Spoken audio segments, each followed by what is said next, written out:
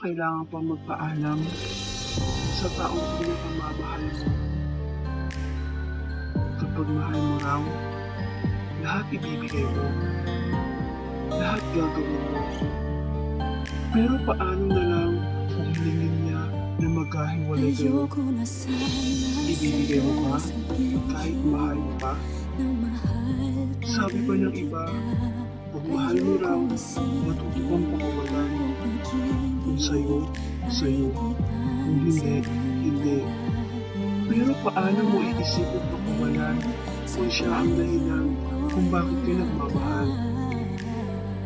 Dapat mo din daw ipaglaban kahit madaming hadlang. Paano pa ikaw na lang ang nakikipaglaban? Ipagpapatuloy mo pa ba?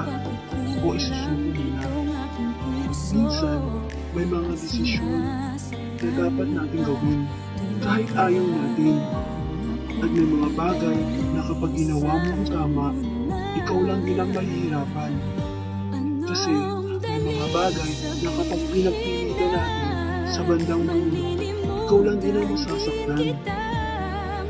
Bakit ba pag nagmamahal ka, nahulukan ang takot? Dahil ba ang mali ay nagiging tama? Dahil ba nagiging mahina ka kahit malakas ka? Dahil ba nagbibigay ka kahit walang kapalit? O dahil masaya ka kahit masakit?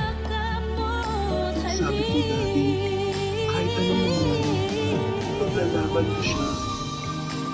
Kahit anong mangyari, hindi ko hayaang mawala siya. Pero nakakapagod din pala ipaglaban kung taong walang ginawa para ipaglaban ka. Mahirap ipaglaban mo sa isang tao. Pero minsan, kailangan gawin kahit sobrang sakit. Pero ang tunay na masakit, kung abunin mo sa sarili mo na ang ginibat mo ay yung taong alam mo makakapagpaligaya sa iyo. Pagmahal mo daw ang isang tao, kahit anong mangyari, hindi mo siya iiwan. Hindi ka lang yun.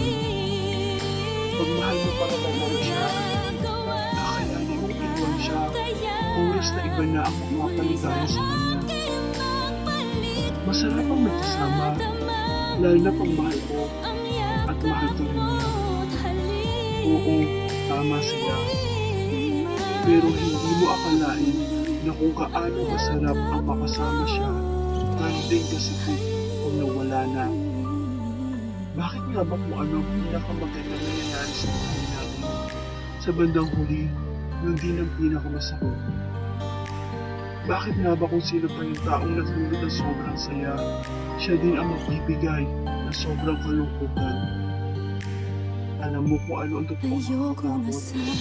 Pag nag-desisyon ka pakawalan siya, kung paggising mo kinabukasan na wala na talaga siya, na siya ay parte na lang ng nakaraan mo at hindi na maaaring makasama sa kinabukasan.